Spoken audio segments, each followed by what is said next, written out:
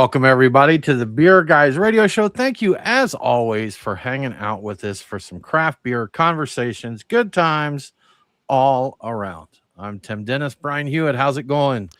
It's going. It's going. I'm going to complain a little bit. I tweaked something in Okay. my leg, and The leg this time. yeah, Okay, the I leg. pulled something because I think that's what All just right. do as you get older. You just pull Yes. or tweak something, and so yeah, it's messing with every time I move.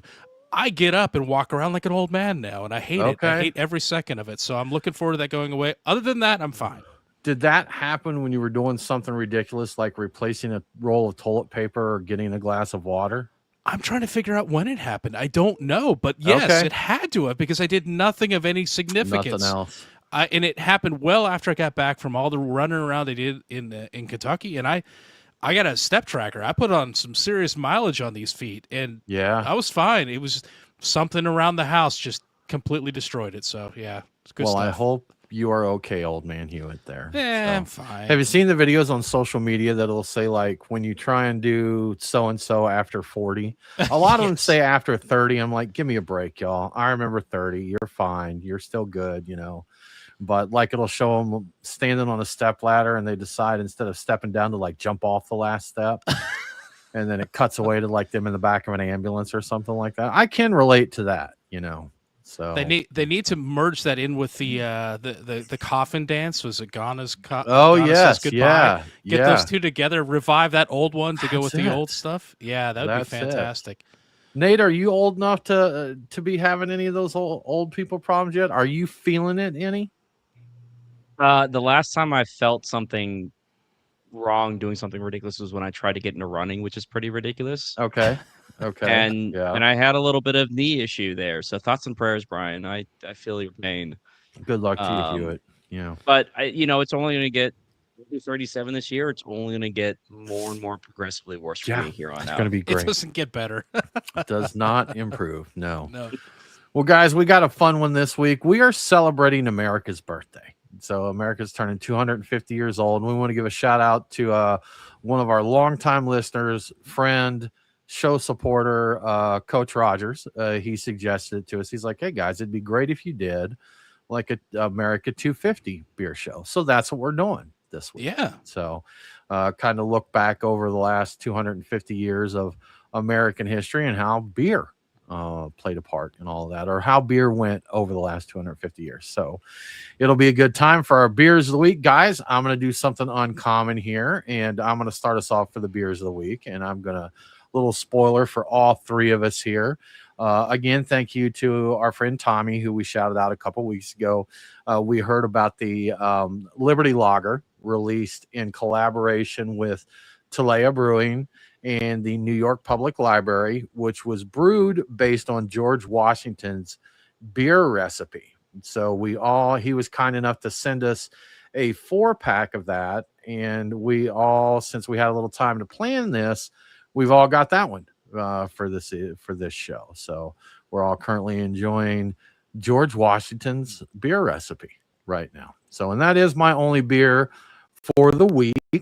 Brian, what do you got on deck? So I decided I was going to attempt to do stuff that was America-ish. So I right. pre-gamed with some hams, and that's a good old American lager classic.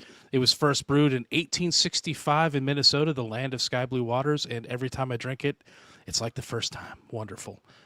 Yeah, enjoy that every time. And it's the retro can, too, which pleases me no end. Throwback, I believe, is the term they use. Yes, the these throwback days, right? can. Yeah. And I think they're kind of running with it because every time I buy them, I keep seeing it, and I'm like, I'm not mad about this. Just keep doing it. It's a cool-looking can.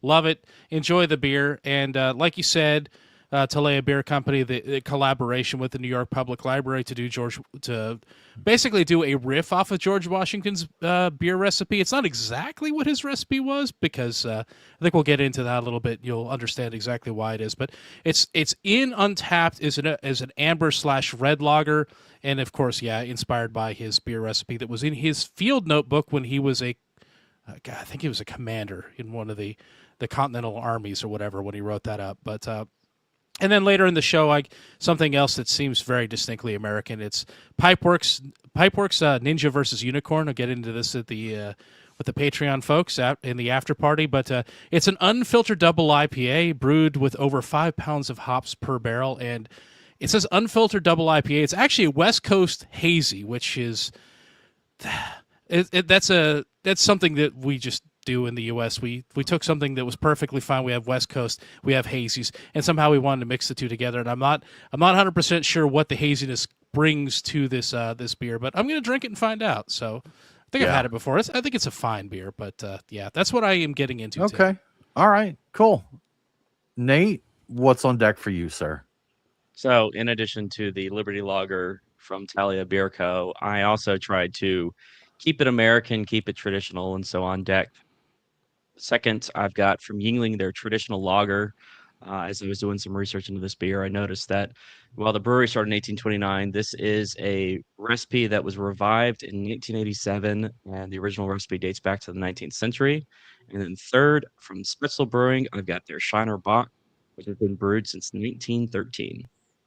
19. I didn't know Shiner Bock was that old. I did not know that. You know what? That's still a fine beer. That's it's not one that I seek out, but I have occasionally been in places, Mississippi, Louisiana, smaller towns there, where Shiner and a lot of times Abita, are going to be the ones you see. And what's the one from Mississippi? They did Southern Magnolia. Is that right? Oh, yeah, I think so. They're kind of an older, kind of one of the OG breweries, and especially since Mississippi really didn't have a big craft brewing boom, they were around. So you would see them. And, of course, now we have Southern Prohibition, which is a really nice craft brewery over there in Mississippi. But a lot of times Shiner Bock, if I'm in some of the smaller towns over that way, I've got family in the area, so if I end up over there, sometimes that is really the best option, and I'm not mad at it if there's some Shiner Bock around. So. I may drink more of their Christmas beer than their actual regular Shiner Bock beer, just because we frequently include it in our Christmas show. The seasonal love there. It's pretty good. What is it? Pecan? What is it? A pecan pie or peaches and pecans? I think peaches. That's right. That's what it is. It's peaches. Pecans.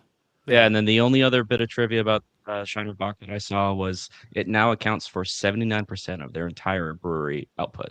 That doesn't surprise me. That's kind of ubiquitous. I'm kind of curious with some of these other breweries and their flagship beers, like what percentage it really does, hit for it. Like Sweetwater. What's 420? What's 420 do for Sweetwater there? And Maine's lunch is like 80 or 90% of their output. It's just insane. Allagash White, what does that one do for them? So interesting. Like Highland Gaelic Ale. Oh yeah. Yeah. Crazy stuff, man. So, well, guys, 250 years, which we've covered before, is most popularly known as a semi-quincentennial. But some people call it a sesquicentennial or quarter millennium there. But Brian has been kind enough to go back and just look at some fun facts here. We have some beer and non-beer related ones. But Brian, what are some fun facts for the United States semi-quincentennial? It's going to take a long time before that flows off the tongue, right? Yeah, it's just not. I'm getting better, though. I think that I'm smoother with semi-quincentennial. Hey, did you hear that? That was pretty impressive. Yeah. In the process of writing this up, I was saying it multiple times, and I'm like, semi-quincentennial. It's actually not too bad. So semi meaning half, right? Quin is 5, and I think centennials, 100. Centennials 100. So like half of 500 is what it winds up being. So that all works out when you put it together. But yeah, the actual planning for the events this year on 4th of July, they began all the way back in 2016.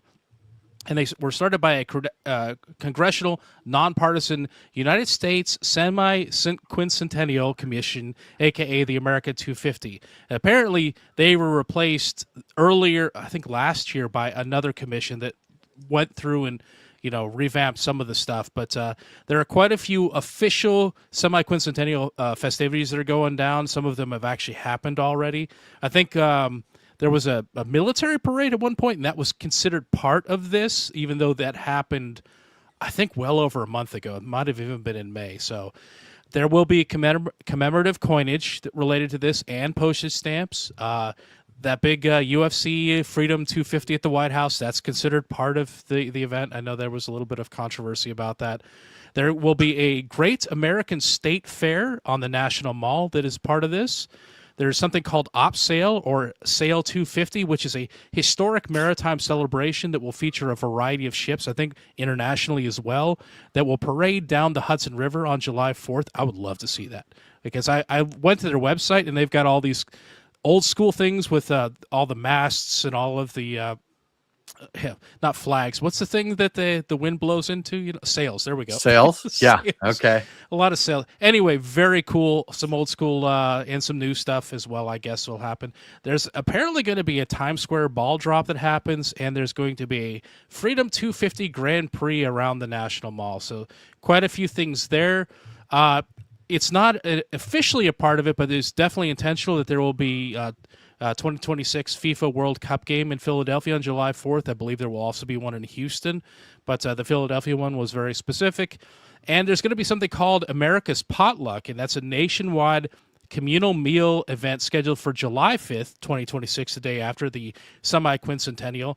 It's organized by America 2050, the Utah Commission, and adopted across all 50 states and Puerto Rico. The initiative invites neighbors, families, and communities to host or attend potluck meals and celebrate the anniversary. I actually hadn't heard about this, so they need to get the word out pretty soon. Yeah, so that's what's happening officially. Going back in history, I also looked at what did they do previously. So there have been a number of previous significant birthday celebrations like this, and they generally happen, like you guess, every about 50 years. And for the first big one, the 50th, there was no major government-sponsored 50th anniversary observances on July 4th, 1826. I think part of that had to do with the fact that both presidents, John Adams and Thomas Jefferson, died on that day. So it's kind of a little bit of a buzzkill that happened. So 200 years ago. In 1876, there were nationwide centennial observances that were tied to the first official World's Fair that was ever held in the U.S. So 1876, the very first one. And I went down a rabbit hole with those. Those don't happen every year, every couple of years, and they don't always happen in the U.S. They happen all over the place, but that's a whole different show, I think. In 1926, the Sesquicentennial Exposition was held in Philadelphia. In 1976, one of the big ones I think we've all heard about, maybe, the Bicentennial, the observances were held throughout the country.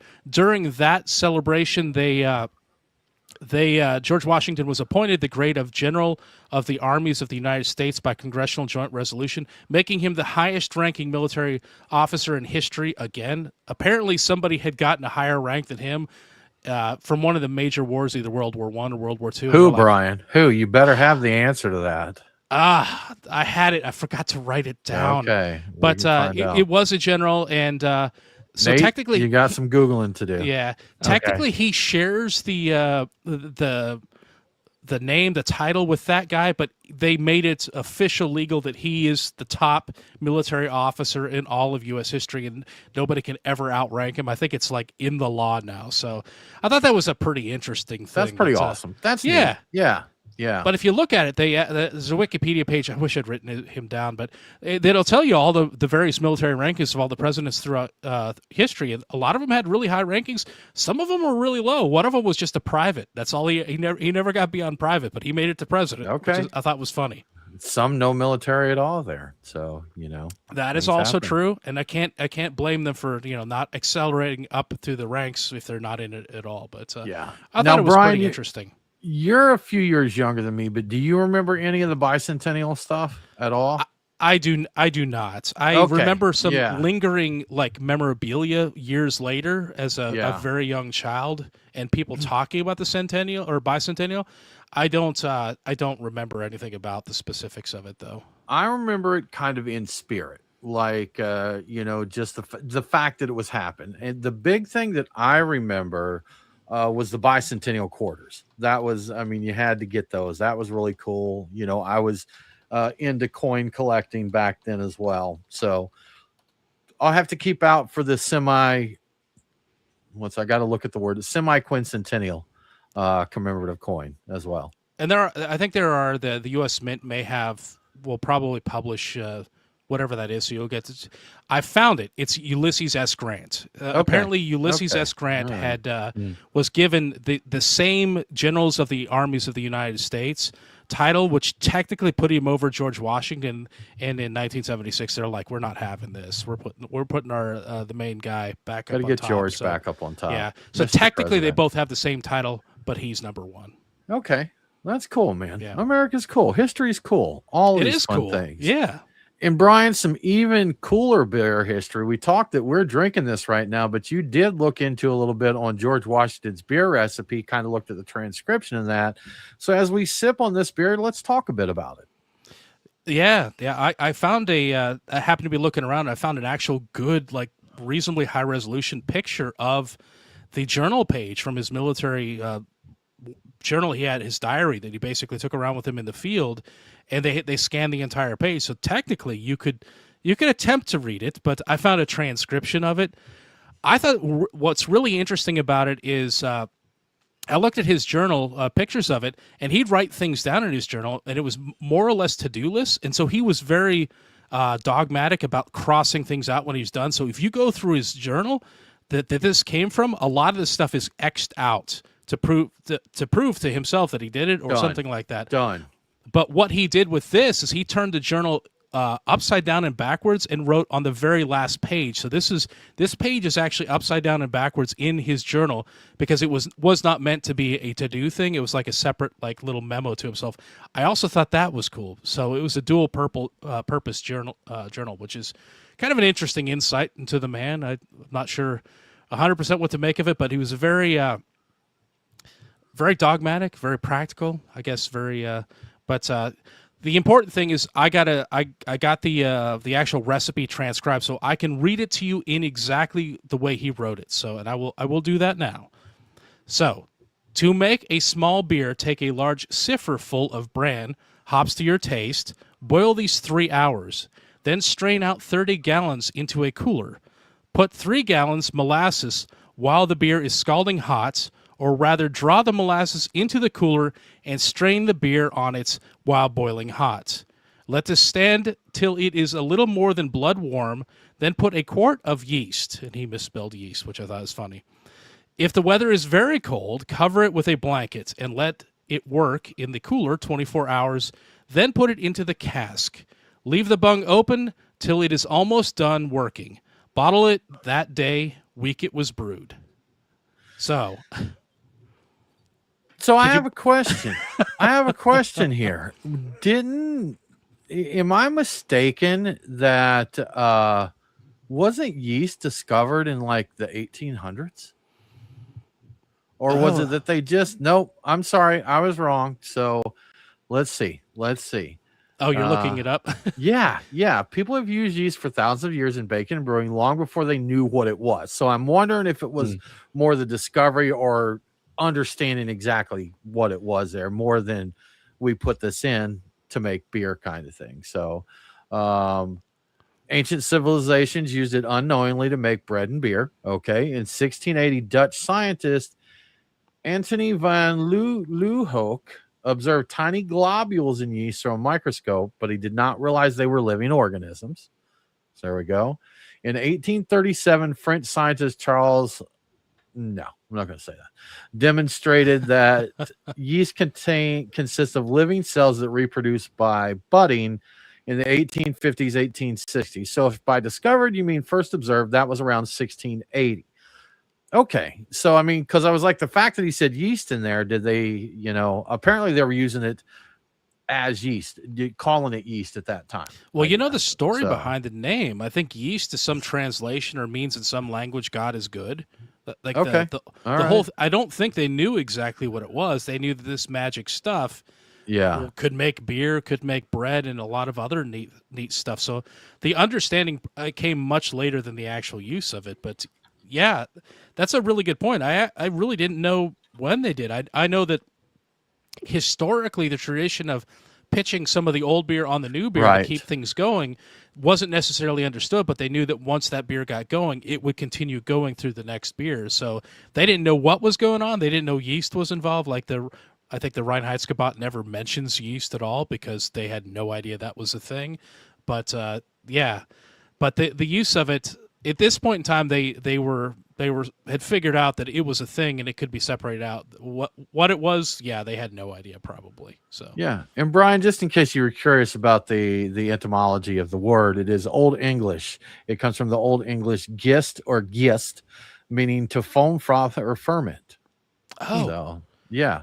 Now I think the word manna, like in the Bible, like when they're in the desert and they got the manna from heaven, I think that may be God is good or something is along that those what lines. it is? I Okay, think so. I'm not I 100% sure there. I had thought that yeast the word from it. I could Nope, be, I was wrong there too. Manna means what is it? That's right. It's basically like what is what? this? What is this? So, all right, moving on with our non-related history lessons there. So, uh, guys, let's talk about the beer a little bit. What do you think, Brian? What do you think of this beer? I think it's a pretty decent amber lager. It does have a little touch of malt sweetness. I wouldn't specifically pick it out as like a molasses, which is what I would kind of expect.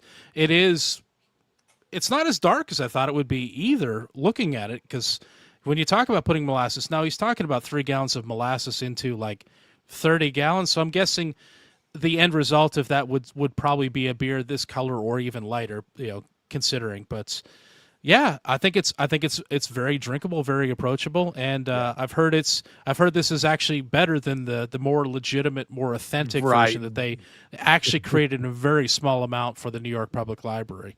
They have used modern knowledge and techniques to tweak it a little bit based on. So it is based on his recipe, not so much the direct recipe there.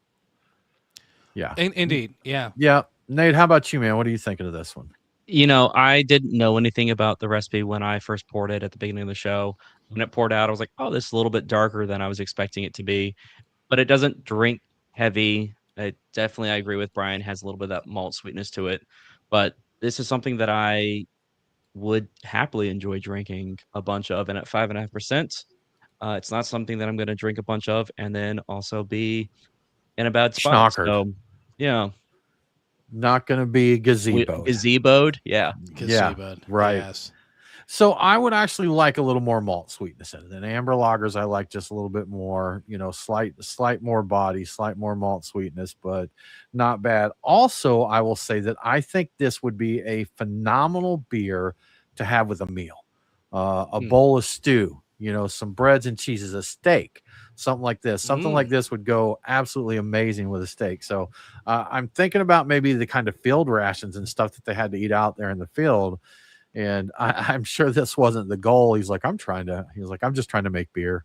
I'm sure this was not necessarily the goal to make it pair well there. He was probably just using the ingredients and stuff that they had available. But this, as it is, it would be a good one to have with a nice meal. Yeah, they're out there rehydrating hardtack. I'm like, I'll just Yeah. give me whatever you got, Just come on, man. What pairs with hardtack and pemmican? Exactly. Right. That actually brings up something that I forgot when I was talking about the recipe. There is a question about it. When you look at it, it looks like George Washington is talking about adding bran hops to the recipe, and a lot of people question, like, what the heck is a bran hop? So it's likely a misreading, and I've looked at the picture of the journal, and it's understandable. His handwriting is tough, but if you look at it, it looks like Bran is the end of one sentence, even though there's no period visible and there's not a lot of punctuation and stuff. And hops begins with an uppercase letter on the next line. So this is both bran and hops to taste. And the important thing about the reason I'm bringing this up is wheat bran was used as a cheap alternative to malted barley back in the day, because that's what they had, and the hops were just whatever hops you could get your hands on. So there was no such thing as bran hops. I wouldn't be surprised if it was whatever was growing wild there in the colonies. And hops grew all over the place, so there probably was hops to be had. And we've heard a lot in the past about people discovering new varieties of hops in unusual places in the U.S. that were just growing wild, that may have been part of a farm at one point in time. So Yeah. pretty interesting. Looks like, yeah, and I'm looking at the scan document right now. Maybe a period or a comma, something there would have made that, one little simple thing. But like you said, it finished. He's got brand capitalized and then hops capitalized there, two different lines. So Yeah. he does throw some capitals in just willy nilly though. He So, does. who He knows? does. And some of it doesn't. The thing you have to keep in mind is this is Washington's Journal. His attended audience was himself. So he Him. kind of, Yeah. he knew what he was writing to himself. And if you look at it, it's like, this isn't much of a recipe. It's like, yeah, he knew about the vessels he was going to use. He didn't have to be reminded of the things that he already knew about. He was writing down notes for his future self to remember Yeah. things, probably. My other thought was reading this, and this is a little more conspiratorial, and most people think that's, I don't know, apocryphal or whatever the word is for that. It's blasphemy. But it kind of also looks like he might have jotted down some quick notes based upon what somebody else was telling him about a beer recipe so he could try it out later. That's the kind of He's thing it looks claiming like. somebody else's recipe here. He may man. have been writing it down at the back of his journal. Like, why else would he write it on the back of a journal really quick, upside Yeah. down and backwards? I'm like, maybe somebody was telling him about something and he was writing down either what they were saying or what he could remember of it. He's like, I'm going to try this out. So this could have been the beginning of him getting into homebrewing, but the story is he was actually making this, and that he actually was making this and had been making this because it was safer to drink this very light, small beer than it was to drink the water because people were just getting dysentery and dysenterying all over themselves. So, yeah. All over the place. And, like you said, beer back then, it was being made as a staple item. It's not Yeah. like, when we homebrew, it's, hey, let's see if we can do something that tastes like this or play with this method or recipe or anything. We weren't trying to have something potable to drink. Well, I mean, we were, but that wasn't the main, that wasn't the main goal in lieu of other options there. So, it's something that they were out there doing. If you brewed the same beer every time, like if you brewed a small beer, you're like, I just need a table beer, I just need a small beer, then you just need little notes, to remind yourself. And honestly, he probably looked at the notes a few times, and I wouldn't doubt that he could just brew it. All right, I Probably. throw this in, I do that, blah, blah, blah. We have some friends that brew beers that are their drinking beers, and they're like, I don't look at recipes. That I know one guy that doesn't even measure certain recipes. He knows I throw in about this much malt, I do this much hops and that, and it's Crazy. close enough for them. Drove me crazy because we would take notes can't.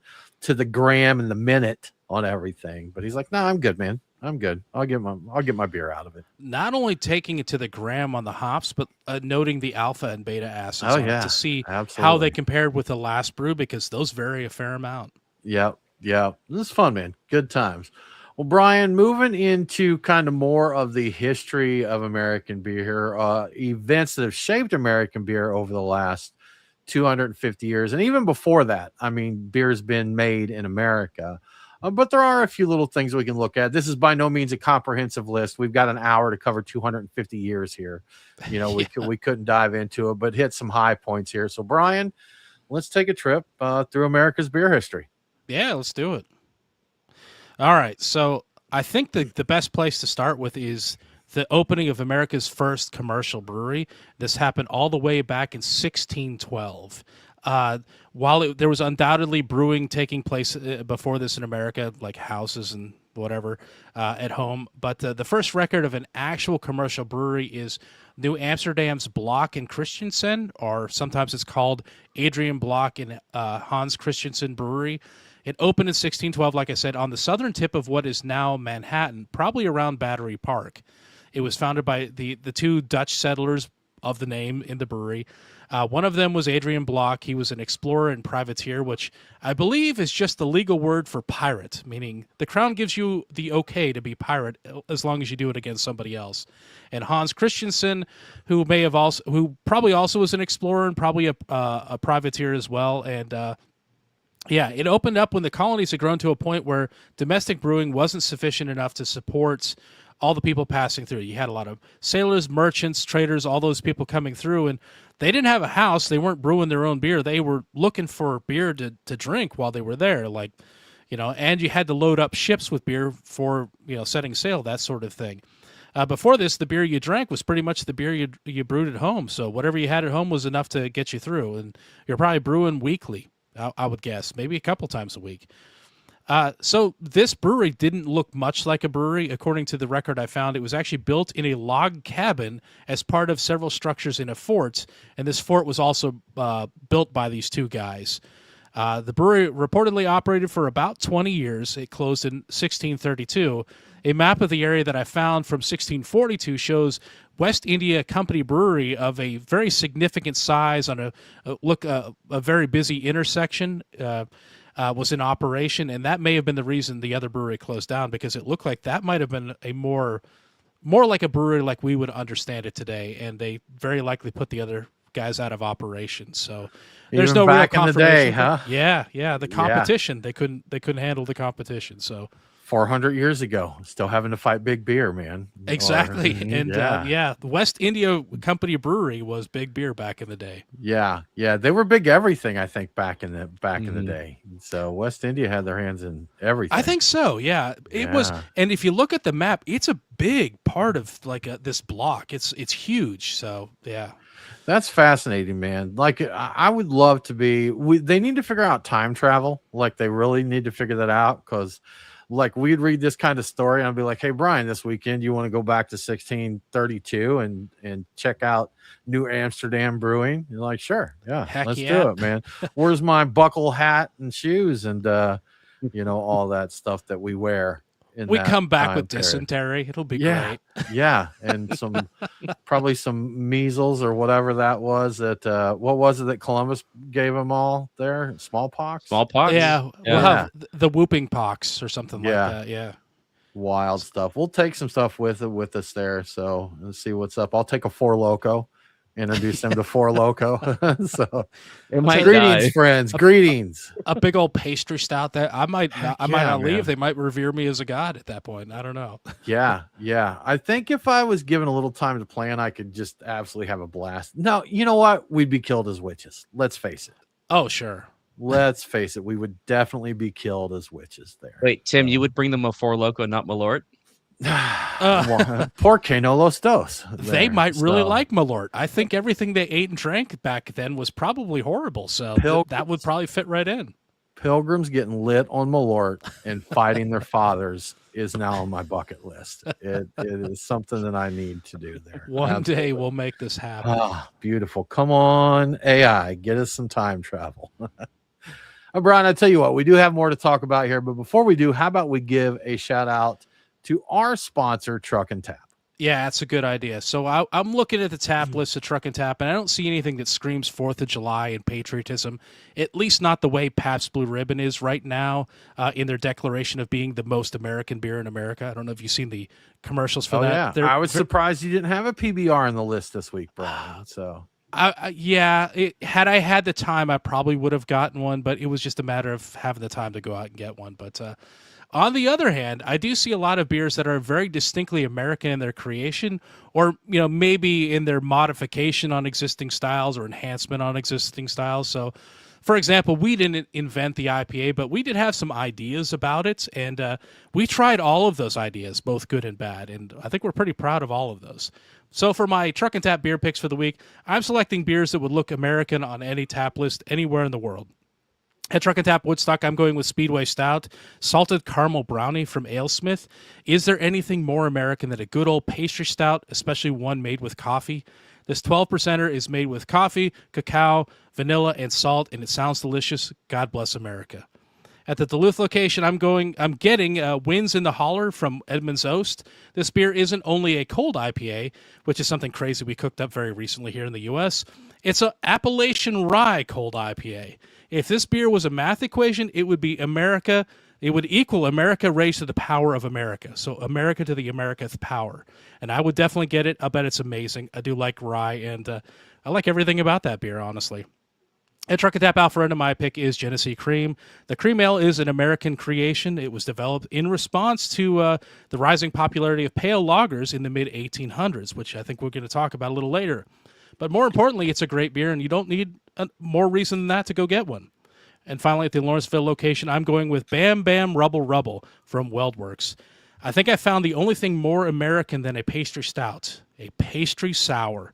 And I think they basically turned the classic American Flintstones breakfast cereal into a beer with this one. It features lactose, fruity cereal, strawberry, vanilla, and marshmallows. It's the kind of beer you would drink while watching Saturday morning cartoons.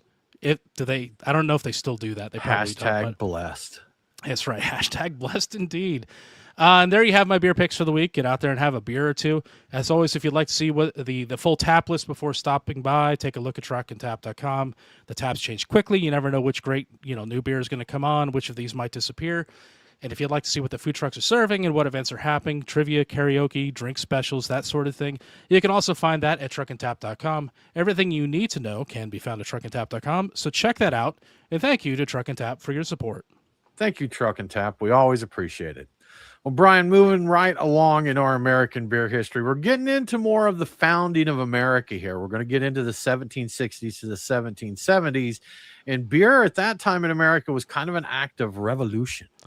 Yeah. So beer and a little bit tea as well in this period of time. It transitioned from being the daily beverage you had, kind of sustenance, into kind of a political weapon.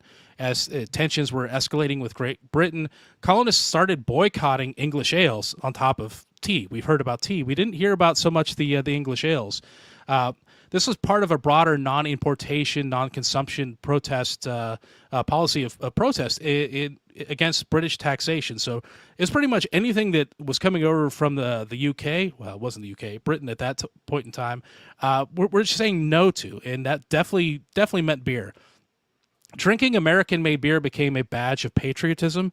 The Sons of Liberty met in the basement of Boston's Green Dragon Tavern to plan the Boston Tea Party over pints of local ale. So we're drinking American beer and planning to toss British tea into the harbor. So that's pretty cool to think about. In 1789, President George Washington reportedly even announced that, not fully official Buy American policy, I don't think it was actual law or anything behind it, but he declared that he would only drink beer brewed in the United States from that point going forward. Patrick Henry and Samuel Adams are also said to have advocated for drinking American-made beer and boycotting British ales. That doesn't surprise. I don't think that'll surprise anyone. And the colonial, brewing industry was kind of really taken off at this point, so they were easily able to supply and replace the boycotted English beer. So this is a boon for the local economy as well. They didn't need the imports. They were being forced to buy the imports, as I recall from history. I didn't write this down, but I believe the crown was forcing them to buy stuff from them and not, over top of what they could sell themselves. There's no need for it. They didn't need it. They had plenty of beer. They could make tons of it. They could, I don't think they cared about the tea. Maybe they had their own tea, but all that stuff was getting boycotted.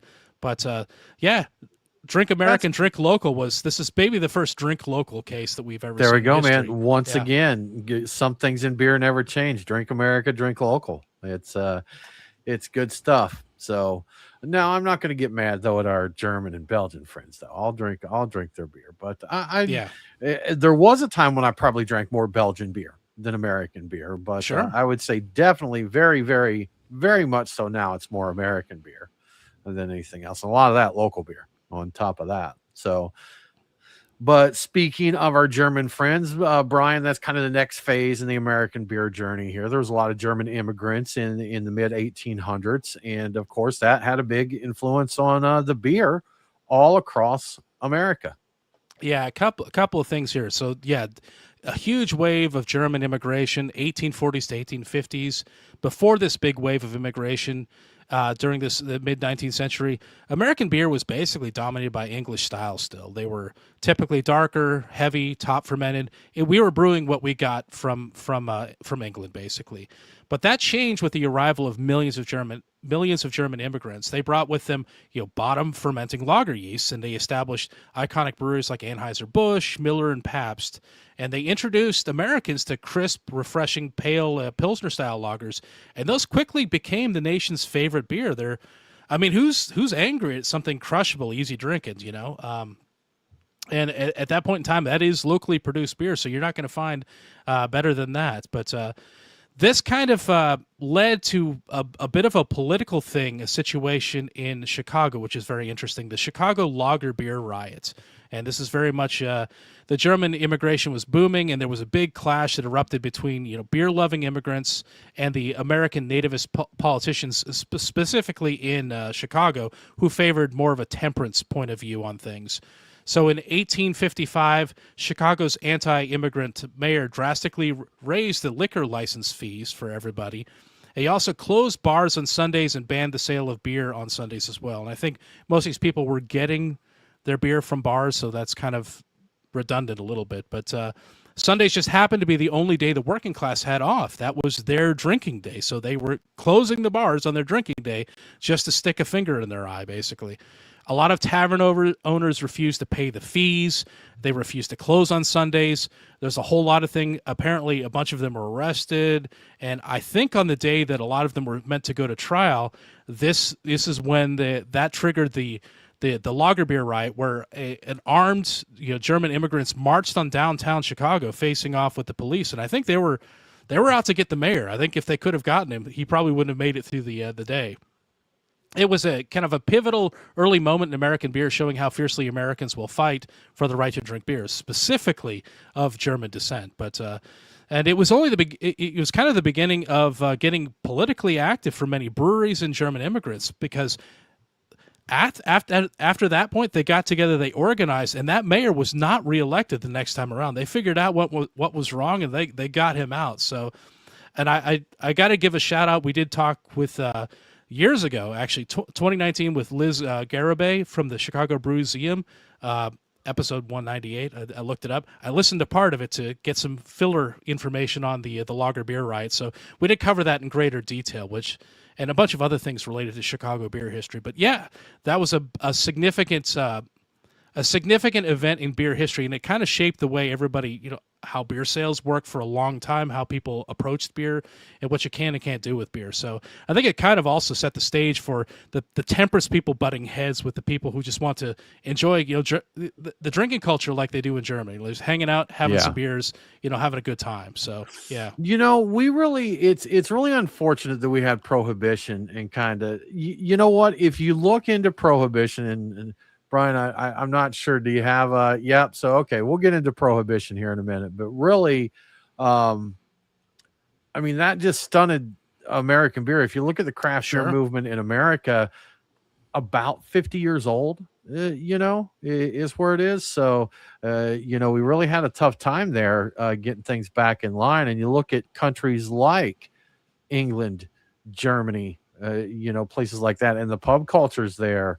It's part of life. Having a pint at the local pub is something.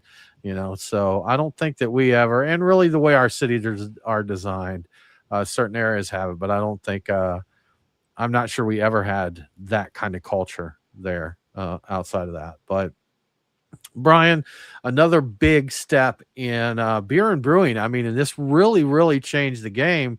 We talk about brewing those lager style beers, the German lagers and that, and having cool temperatures is one thing that's very important for those styles of beer. So, a lot of times there were literal cellars, beer cellars, where things were colder, underground to store the beers and things like that. There's a story, I believe it's the Atlanta Hilton now, the parking garage for the Atlanta Hilton in like 100 years ago or way back was a beer cellar for a brewery here in Atlanta, literally underground in that. So, and now it's a, massive hotel parking garage, but having that space to put stuff underground was critical because we didn't have refrigeration came up. And then around the 1870s, things like pasteurization and refrigeration came, and that really changed the beer game a lot. They did, and they came together at almost at the same time. Not quite, but close enough that it was perfect, like a perfect storm of beer progression that happened as a result of it. So, yeah, mechanical refrigeration and pasteurization. So in terms of mechanical refrigeration, American inventor Jacob Perkins, a.k.a. the father of the refrigerator, built and patented the first working vapor compression machine in 1834. And Scottish Australian. Yeah, I keep wanting to say Austrian. Scottish Australian engineer by the name of James Harrison, aka the father of refrigeration. So we got two fathers here, refrigerator and refrigeration. He introduced the vapor compression systems to commercial industries like meat packing and brewing in 1851. It took a little while for them to kind of take that on. This innovation allowed beers, as they took it on, to be, especially lagers, to be brewed year-round, not just in winter and not just in places where they had a great beer cave or a beer cellar where there was a natural cool area for lagering. So anybody could lager yeast or lager beer at this point. Pasteurization was invented by Louis Pasteur in the 1860s, so a little bit later, and it was used by breweries to allow beer to be bottled and shipped long distances without spoiling. Without pasteurization, there would be no such thing as national or even regional brands, because what went into the bottle would probably blow up and might make people sick because they hadn't properly cleaned everything up. But you put both of them together and you have cold, fresh beer available year-round anywhere you want. You can send out your kegs to anywhere, so it no longer became a case where it had been for a long time, where the beer that you drank was made within 15 to 20 miles maybe of where you were drinking it. So now it could be put on a train, it could be put in a truck, taken any place. So that allowed places like Anheuser-Busch to get their beer out places. They had Pabst to start sending their beer places. And, if they were making a better product than what was made locally, the taverns would just drop the lesser product or quit brewing it and just favor the thing that was easier that they could just buy and sell off. So it made a huge deal. And this did lead to some consolidation in brewing at this point in time, because at this point now you're not just competing locally, you're competing with a much larger regional area, basically. Yeah, really changed things, and that really that helped larger breweries to grow even larger, to be honest with you, because they could move their beer around quite a bit. Well, moving right along in the history, we're going to come up to Prohibition that we just talked about. Big change and not just beer but alcohol in Americans. It didn't stop it, but it changed the game, Brian. The Prohibition was ratified in 1919. Brian, what'd that mean for beer in America? Yeah, it was a near fatal blow to American beer culture. For 13 years, the manufacture, sale, and transportation of any kind of intoxicating liquors and beer was illegal unless you figured out some of the legal loopholes. And I know a lot of distilleries did. They were telling me about it when I was in Kentucky. But hundreds of breweries closed forever. A few of them survived by producing near beer, anything under 0.5% ABV, and some other products like that. But it kind of wrecked the very diverse American brewing landscape. It's terrible, man. And if you read back, I've read into some of Prohibition a bit more back in the day, and there was a problem with people. It wasn't just people drinking. Apparently drunkenness was pretty bad. So, I'm not saying it was the right decision, but there were reasons beyond just people drinking. It wasn't just, teetotaling. Like, guys were ruining families. Apparently there was a very high rate of husbands who were just absolutely lit all the time off of really strong drink. A lot of whiskey and stuff then. They drank. And there wasn't a health concern type. There wasn't a health motive, because alcohol was one of the things your doctor might prescribe for various issues. So have a nip there and you'll feel better. Well, Brian, good news though. Only a short 14-ish years later, that was repealed, and we had the lovely system that we still maintain today, the 3-tier system. Yeah, 21st Amendment, it repealed Prohibition, and it didn't just go back to the way it was. They ostensibly, to prevent monopolies and corruption, the government established the 3-tier system, like you said: the producers, the breweries, distributors, the wholesalers, and the retailers, which are bars and stores. And that's a regulatory framework that's still in place for alcohol sales in the U.S. today. And in my opinion, unfortunately, it just moved the corruption from one place to another. So it moved it from maybe the top tier to the middle tier. Yeah, corporations will always figure out how to get around regulations. So, work with them as much as they can to get what they want out of it, for sure. Indeed. But so in that, Brian, of course, we did start making some progress there, and not long after that, the beer can was introduced. Yes, 1935. The Kruger Brewing Company of Newark, New Jersey, in partnership with the American Can Company, sold the first commercially canned beer. Cans, like you know from experience are lighter than glass. They don't break as easily. They protect the beer from light, so they keep the beer better longer, and they're easier to stack in what was newly popular in the American household, the refrigerator. So it fundamentally changed how Americans consume their beer at home. The cans were amazing. Yeah. You know, it took a long time before Americans kind of took to cans, especially on the craft side of things. I mean, I remember even when I was first getting into craft, it was bottles. Your beer came in bottles. And was it, I know it was an Oscar Blues beer. Dale's Pale Ale? Dale's Pale, I think, was the Yeah. first craft beer in cans. So, and that's just wild. But, you know, now we do get into kind of the craft brewing movement, or I think what a lot of people consider the beginning of the craft brewing movement is when Fritz Maytag purchases Anchor Brewing Company. And you know, maybe not the start, but I think it's a landmark there that a lot of people kind of consider that. Yeah, he set the groundwork for it. I don't know if he was considered craft exactly. He kind of was, though. So 1965. In the 60s, consolidation left America with just a handful of massive breweries basically making all identical pale lagers, and that's what everybody was drinking. In 1965, Fritz Maytag bought the failing San Francisco brewery Anchor Brewing that we know and love, RIP. Hopefully it comes back soon. In addition to reviving their famous steam beer, which is a legend, he would go on to brew other iconic beers like a robust porter and a heavily hopped Liberty Ale, and also the unique and much-loved Anchor Christmas that's unlike anything that had ever come before it.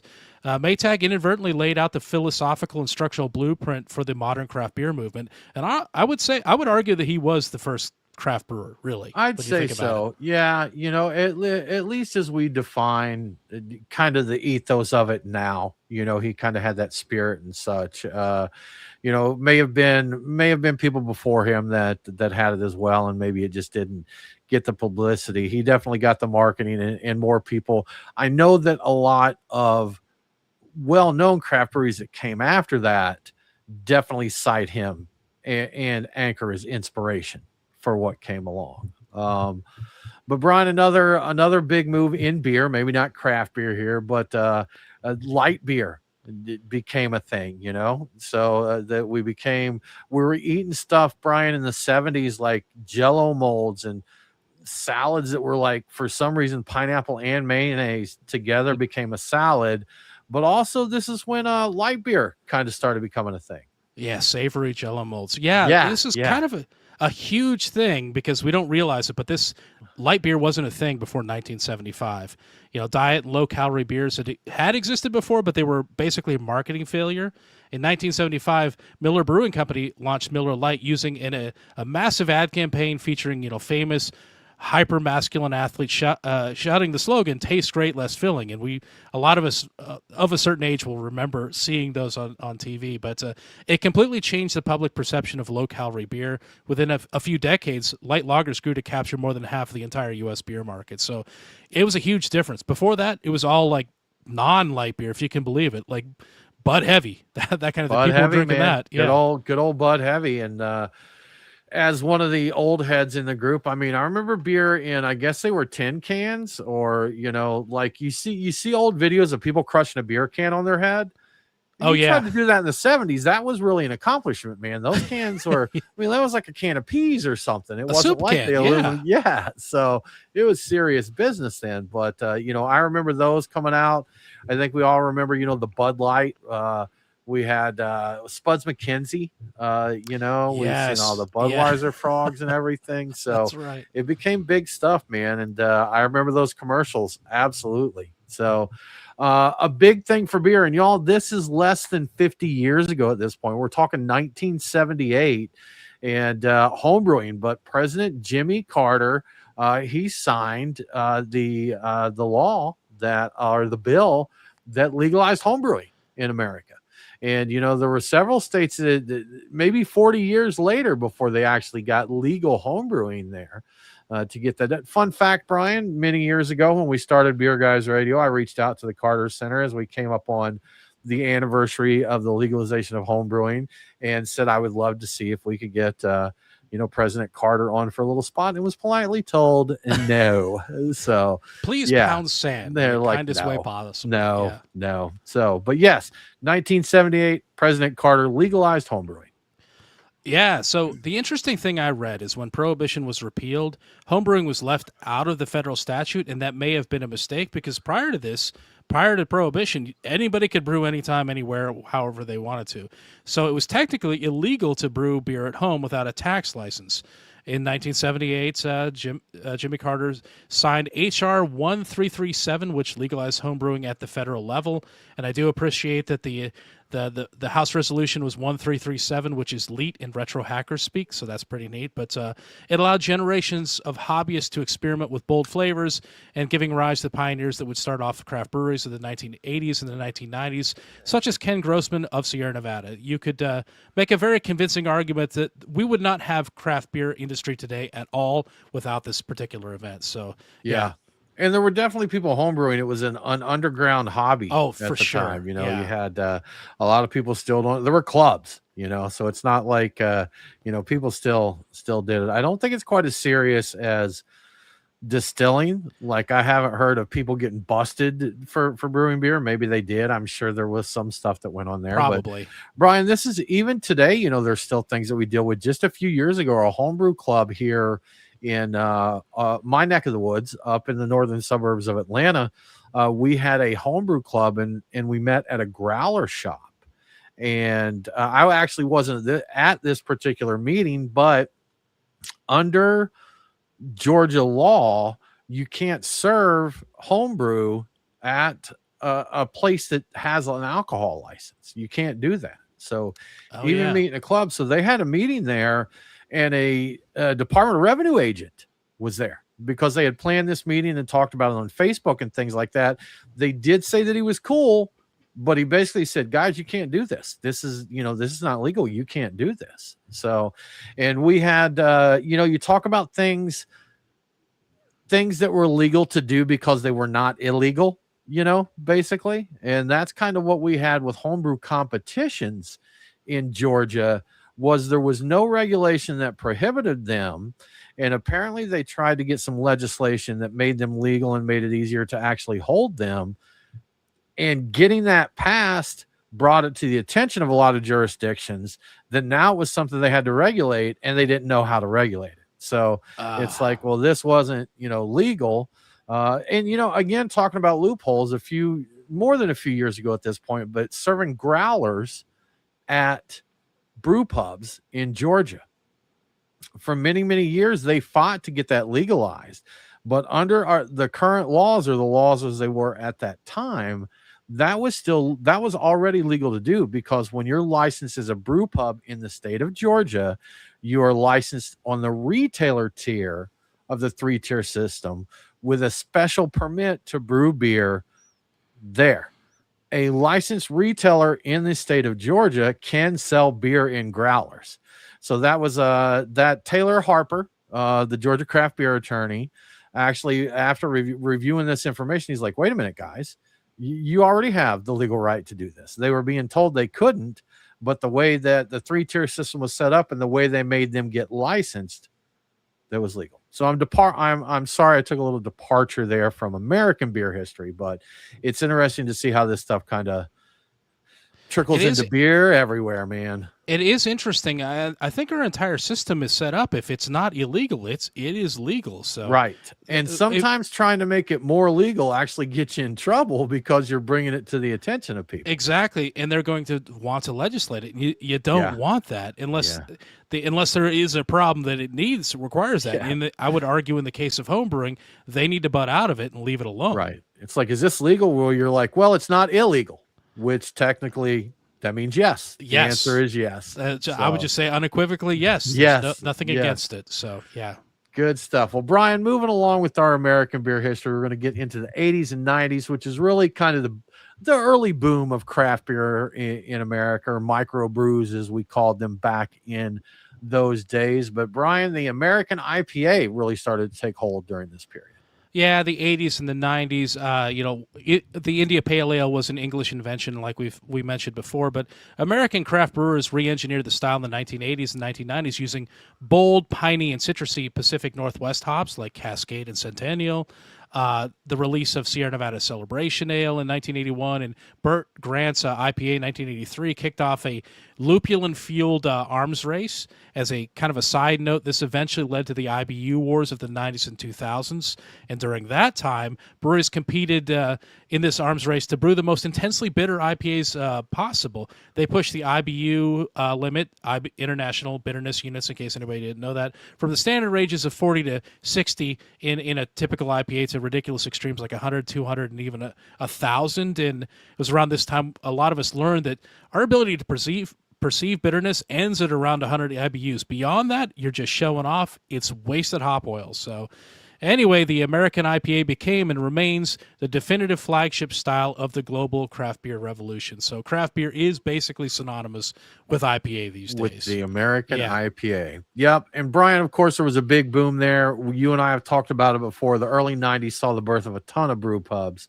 They grew up, popped up everywhere. And that continued on, into the early 2000s. But we did kind of see the first generation, first wave craft beer bust, whichever wave it was, back in the late 1990s. Yeah, at the end of that explosive growth, like you have that kind of crazy growth in the 80s and 90s, it became the market was just flooded with people that were looking for quick profits, and they were producing low quality contract brews. Poorly run microbreweries opened up, and a lot of bad stale beer sitting on store shelves, and consumers just had enough. And by 1997 the bubble burst, people weren't buying the beer. It was they were making bad stuff. It's like, we're not going to buy it just because it's called beer. A lot of breweries went bankrupt, and the shakeout ultimately forced the remaining craft industry to prioritize quality, which paved the way for growth later. So the people that made it through the craft beer bust of the late 90s were all about quality. That's what made them survive typically. It really didn't take long for that to kind of rebound and go back the other direction either, because, we saw the 90s, I would say probably mid 90s we saw, but I'm guessing about a decade, maybe under a decade. And we started to see, the graph tick up again. Because yes. if you think about that early 2000s, Brian, we were drinking, craft beers, going to the Belgian beer bars and such, within the, 2004, 2005, probably maybe even a little before that. So, somewhere in there. But after that, the bust, then of course we do have a big thing that really boomed American beer and American craft beer. The New England IPA comes on the scene, Brian. The hazies. I didn't even realize how early this started. It took a while for it to really take over, but yeah, the New England IPA, the hazy, the thing that became the craze, 2011 is, for decades, American IPAs were judged by how clear and how bitter and how piney they were. And around 2011, Vermont breweries like The Alchemist, with their heady topper, popularized the entirely new style of the New England IPA. They were unfiltered, hazy, thick, bursting with juicy tropical aromas without all the harsh bitterness. The stuff you know about today, the stuff people talk about constantly today, that was new. Opinions about the New England IPA split the beer community. I don't know if people remember this, but many brewers swore they were never going to make one. They thought it was terrible brewing. They thought it was bad brewing. These guys were hacks. They were never going to make it, and a lot of them changed their tune. But it became the global phenomenon that triggered the era of hype beer, featuring lines wrapped around the block for fresh can releases of the latest IPA that's got a creative new name, and it's slightly different hops, but it's kind of the same thing. But yeah. Do you remember when the Northeast IPA style or attempts at it first came to Atlanta? Oh, the Northeast. The hazy, when hazies, Northeast, they were horrible. Yeah, they weren't very good. This was like, it was a game of, what do they call it? Chinese telephone. It's like these people had heard about Northeast IPAs. They'd heard about hazy IPAs and all of this, and they'd read about them. But a lot of guys were trying to brew them and really didn't have any idea what the heck they were doing. That's the same thing that happened with the Brute IPA. Brute IPA. That's another one I think of. They did the exact same thing there. Yeah, it started getting buzzed, and they're like, "Now we did finally get it together, and I think we have some really good ones here now." But it was a rough start, man. It was some pretty rough stuff to start off there. But Brian, yes, sir. I was going to say, I will point out that of the significant events in American beer history, Brute IPA is not in our list. It's not. No, it was a blip on the map, but we remember. Us and Pepperidge Farm, Brian. Exactly. We It's a remember the pimple that brewed us and IPA. Pepperidge Farm remember Yeah. itching at one point in time. Yeah. Now, Brian, kind of wrap up the story here. We hit a peak around 2015, and we all know kind of the state of the industry now and kind of what's going on with craft beer. But our glory days are not that far behind us in craft brewing, and probably the mid 2010s was a really, really good time in American craft beer. Yeah, and actually 2015 we crossed a threshold, a record. We've gone further than this, but we're not. Maybe our peak was a couple years back, but in 2015 the number of operating breweries in the United States surpassed 4,131, officially breaking the previous historic record set all the way back in 1873, and that's pre-prohibition. So the temptation is to blame prohibition for the drop in numbers, but there were only around 1,300 breweries in operation just prior to prohibition. The numbers had been dropping fast since the 1870s because of industrialization, improved distribution, and early consolidation pre-prohibition that allowed larger breweries to scale up. So we actually had contraction prior to prohibition. Prohibition just magnified how the damage being done. So this milestone marked a reversal of over a century of industrial consolidation, cementing America's transformation from a beer wasteland, which is what we really were, into one of the most diverse, innovative, and respected beer cultures in the world, which I'm pretty proud of. And we've gone up from here. We have even higher now, but this was a pretty significant milestone. Good stuff, man. Good stuff. Well, y'all, there is a quick and dirty history of American beer since before the country was founded there. So we just brushed the surface on that, but kind of gives a little bit of a roadmap. The bottom line is beer has been a part of America even before America was America. That's and right. It will continue to be so, no matter how our craft beer industry things go on. Americans are not going to stop drinking beer. So I'm curious to see what the future holds. What kind of innovations in beer? When are we going to see another boom? Will it be the same thing? But the bottom line is beer is going to be here. It's part of America just as much as the fried apple pie at McDonald's, which is back now. FYI, they're frying pies again. Oh, that's right. Yeah. So y'all, thank you so much for joining us. We hope that you have a fantastic week. Enjoy your 4th of July, and we'll see you again soon. Cheers.